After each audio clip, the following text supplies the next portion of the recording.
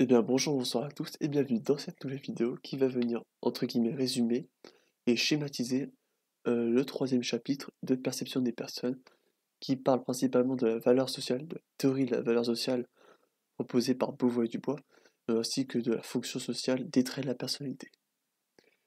Et on commence tout de suite avec les parties A et B. Donc si vous voulez, vous pouvez utiliser le diaporama pour suivre de façon peut-être un peu plus efficace. Donc en fait, on a Beauvoir et Dubois, donc il me semble que c'est en 2009, mais là je suis en train de douter maintenant, mais il me semble que c'est en 2009, qui apporte une nouvelle théorie, et cette théorie c'est celle de la valeur sociale. Donc dans cette théorie, que je vais après, vous montrer le schéma que j'en ai fait, ils viennent introduire de nouveaux termes, entre guillemets, donc le terme de valeur sociale, d'agent social, de trait d'utilité sociale et de trait de désirabilité sociale. Donc globalement, les traits de désirabilité sociale, c'est un peu lié à la communalité. Les traits d'utilité sociale sont plus liés à l'agentisme, comme on a vu dans les précédentes vidéos. Donc en fait, l'agent social, ce serait tout simplement un individu qui aurait un rôle précis dans un système social. Et la valeur sociale, ça serait en fait la valeur donnée à ce rôle dans le système. Et donc autrement dit, on aurait des traits, donc les traits qu'on utilise lors du jugement, qui communiquent en fait cette valeur sociale. Donc elle peut être de deux ordres en fait, donc une valeur socio-économique ou une valeur relationnelle, socio-relationnelle. Donc là, voilà le début du schéma. Donc globalement, en fait, pour l'instant on est là, donc on est dans un système social, donc il y a un agent social dans son système social qui peut être jugé par un juge. Donc, oui, forcément. Et donc forcément, qu'est-ce qu'il utilise le juge? Il utilise les traits pour pouvoir après estimer la valeur sociale de cet agent. Donc cet agent, c'est tout simplement la cible du jugement. Donc il y a principalement deux types de valeurs sociales, affectives et marchandes. Et celles-ci sont en fait entre guillemets estimées grâce aux traits. Donc tout d'abord, on a les traits d'utilité sociale, qui eux servent plus à estimer entre guillemets la valeur socio-économique de la personne, alors que les traits de la désirabilité sociale servent plus à mesurer, enfin à estimer entre guillemets la valeur socio-relationnelle de cet agent social. Alors cependant, ce qu'il faut savoir, c'est que le juge ne va pas utiliser les mêmes traits, ne va pas avoir les mêmes critères de jugement selon son lien avec l'agent social. Donc effectivement, là on a Abel et Braque ainsi que Dubois et Aubert en 2010 qui montrent une préférence de certains traits dans le jugement selon la relation entre le juge et l'agent social. Autrement dit, il y a principalement deux types de relations, c'était Clark et Mills en 1979, si je dis pas de bêtises, qui ont proposé deux types de relations, donc les relations communales et les relations d'échange. Donc lorsqu'on est dans une relation communale entre le juge et l'agent social, ce sont plus les traits de désirabilité sociale qui vont être utilisés dans le jugement. Au contraire, si on est plus dans une relation d'échange entre le juge et l'agent social, ce sont plus des traits d'utilité sociale qui sont utilisés pour le jugement. L'utilité sociale permet de donner une valeur socio-économique ou une valeur marchande, alors que les traits sur la désirabilité sociale permettent d'avoir enfin de mesurer entre guillemets par le jugement la valeur sociale relationnelle et aussi appelée la valeur affective. Après on dit valeur sociale, mais c'est environ égal, si j'ai bien compris, à la profitabilité. Donc en fait, ça ressemble un peu, comme on a vu pour chapitre 2, profitabilité pour soi, profitabilité pour autrui. Et en fait, ce qu'on cherche à mesurer dans le jugement finalement, donc à travers cette mesure, entre guillemets, cette estimation de la valeur affective ou marchande, pardon, c'est on essaye de vérifier si la personne, cet agent social, peut répondre aux attentes. On a des attentes par rapport à son rôle dans le système social, et on regarde si cet agent, en fait, répond aux attentes. Et ces attentes, en fait, sont différentes selon la relation. Autrement dit, si on est dans une relation communale, donc entre guillemets entre amis, on n'a pas les mêmes attentes et donc on va pas utiliser les mêmes traits pour juger la personne que si on est dans une relation d'échange, donc par exemple, lorsqu'on fait, lorsqu'on est plus collègue entre guillemets, lorsqu'on est plus dans tout ce qui est professionnel entre guillemets. Donc en fait, selon la relation, nous n'avons pas les mêmes attentes, ce qui fait que nous jugeons différemment. Et finalement, si ces attentes sont validées, ça va tout simplement permettre de constater que l'agent social est bien dans la normativité et qu'en fait, il peut effectivement bien remplir son rôle dans le système social. Hop. Alors après, on a aussi Uchonsky en 2008 qui a fait des travaux sur la perception de soi, qui dépend aussi du contexte. Donc autrement dit, pour se juger soi, pour se perçoit différemment selon le contexte, on ne va pas utiliser les mêmes traits. Donc là, globalement, c'est un peu pareil. Si on est dans un contexte avec, par exemple, ses amis, on va plus s'attribuer, on va plus se concentrer sur les traits de désirabilité sociale, alors que si on est plus dans un contexte professionnel, on va plus euh, utiliser pour se juger des traits d'utilité sociale. Voilà. Et donc là, c'est globalement ce que j'ai résumé, partie A et B sur théorie de la valeur sociale et voilà. Et du coup, là, on va passer maintenant à la partie C. Donc la partie C, c'était sur en fait comment les traits permettent en fait de justifier euh, ou de légitimer, oui, la fonction sociale, ou plutôt le statut social de certaines personnes. Donc là, je vais sortir juste un second petit schéma.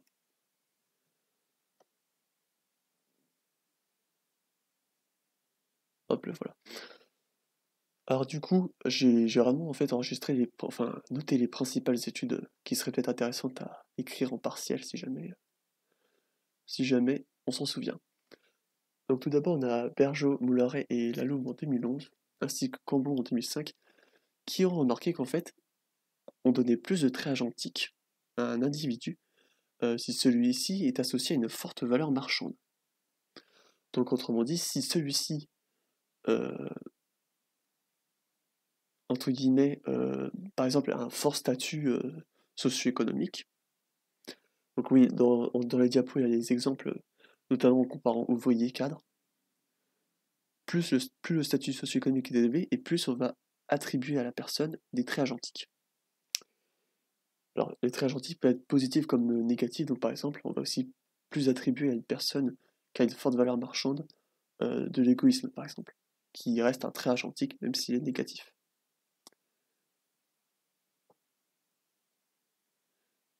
Et donc là c'est juste un petit détail par rapport à Cambon, parce qu'il avait fait une étude, en fait, si vous vous en souvenez, par rapport à la passation de visage de façon subliminale, associée souvent à des billets de différentes valeurs. Et donc en fait, ce qui se passait, c'est que parfois, euh, le nombre de visages était exposé un nombre différent de fois. Et donc plus cette exposition du visage était élevée, et plus on lui donnait de traits de dérivité sociale. Donc ça, c'est un petit truc entre parenthèses pour l'expérience de Cambon en 2005 sur l'expérience subliminale, sur l'association entre une personne et c'était une somme d'argent qui a été donnée. Et donc en fait, ça, on appelle ça conditionnement évaluatif, parce qu'en fait, ce qui se passe, c'est que lorsqu'on associe de façon subliminale la personne à une certaine somme d'argent, plus cette somme d'argent est élevée, plus on va donner à cette personne des traits agentiques. Donc là, on voit bien un lien entre le statut socio-économique, la valeur marchande, entre guillemets, et les traits agentiques.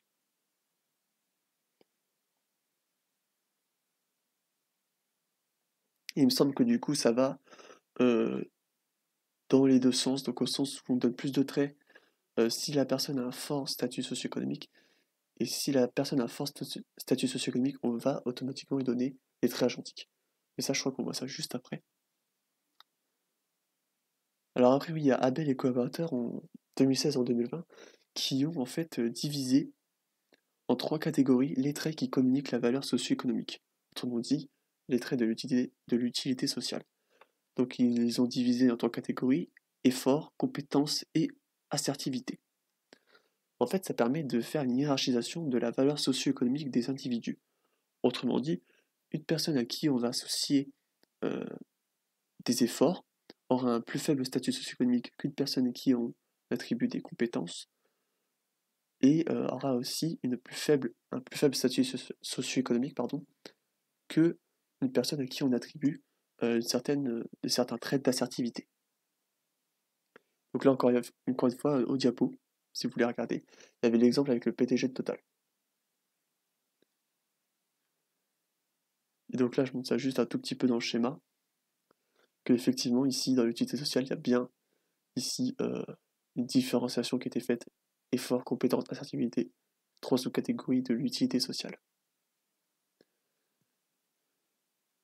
Alors après on a Carrier collaborateur 2014 qui ont remarqué oui que en fait l'attribution d'assertivité réagit selon la description d'une personne si on décrit son statut socio-économique. Donc autrement dit, si on décrit le profil d'une personne, qu'on fait croire qu'elle a un fort statut socio-économique, alors le sujet qui va juger va estimer que la personne a beaucoup de traits autour de l'assertivité. Autrement dit, ça serait une personne très assertive. Par contre, derrière, il y a la communalité qui en pâtit, comparée par exemple au contraire quelqu'un qui aurait un faible statut socio-économique. Là, il va avoir peu de traits d'assertivité qui va lui donner, mais par contre sa communalité va être plutôt bonne. Donc ça c'est tout simplement l'effet de compensation qu'on verra un peu plus tard. Là donc on a aussi la réciproque qui est vraie. Autrement dit, plus on dit qu'une personne a des traits d'assertivité, plus on lui attribue un statut socio-économique élevé.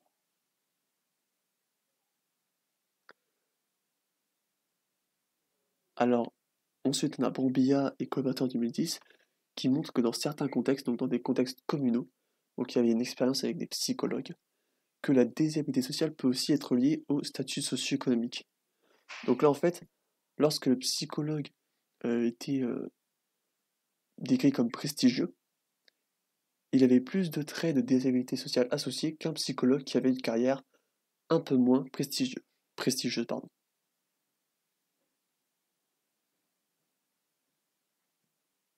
Hop, me revoilà, désolé pour la petite coupure.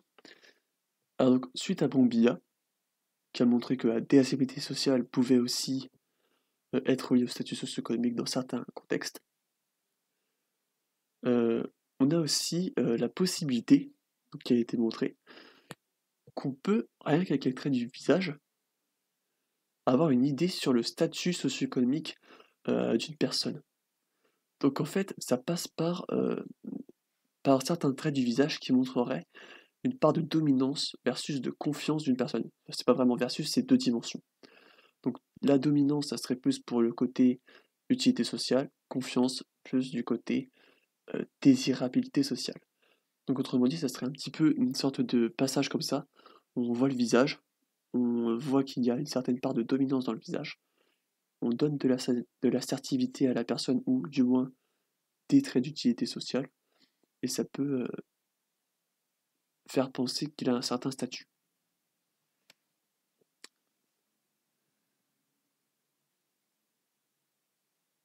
Et donc ensuite, on a Moscovitz et collaborateurs en 1994 qui montrent que l'agentisme auto-attribué, donc là c'est dans la perception de soi, dépend aussi de son propre statut, donc dans une entreprise. Donc selon, en fait, notre statut dans une entreprise, donc qu'on soit salarié, qu'on soit manager, qu'on soit, je sais pas, PDG, DRH, je ne sais pas quel autre niveau vous pouvez donner, on n'a pas le même agentisme.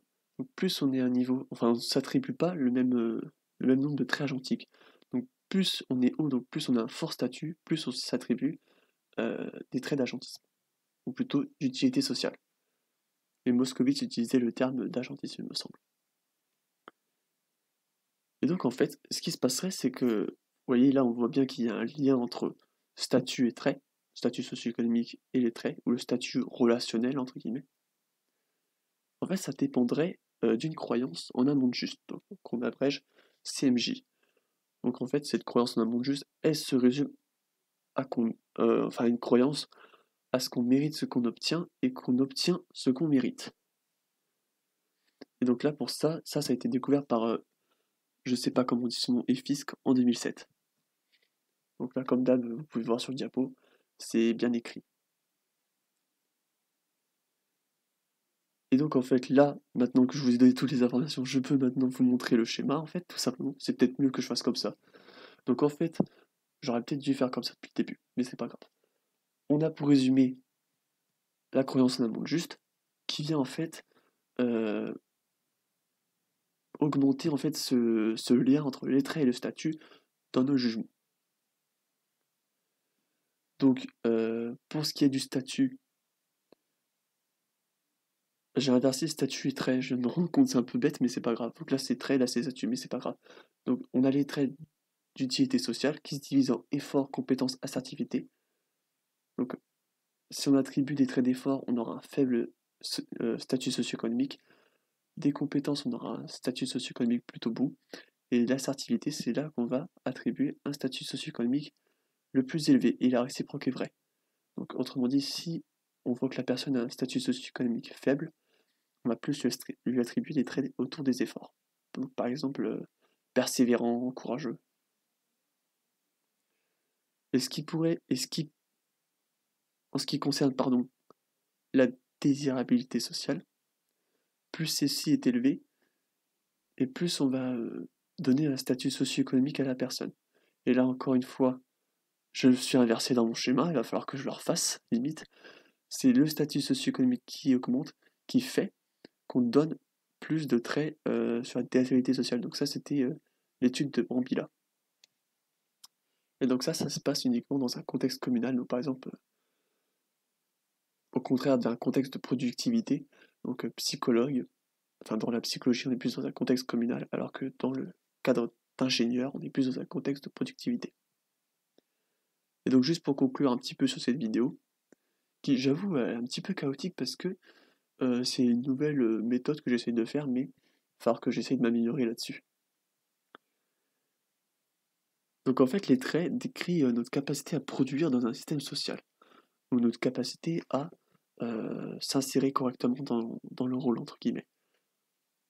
Elle peut permettre aussi de donner une certaine réputation sociale, ou en fait, est-ce qu'on possède des comportements adaptés ou non à notre rôle social. Et voilà, c'est tout pour cette vidéo, qui résume un peu rapidement le troisième chapitre de perception des personnes. J'espère que la vidéo vous aura été utile. Et puis sur ce, je vous dis à bientôt pour une prochaine vidéo.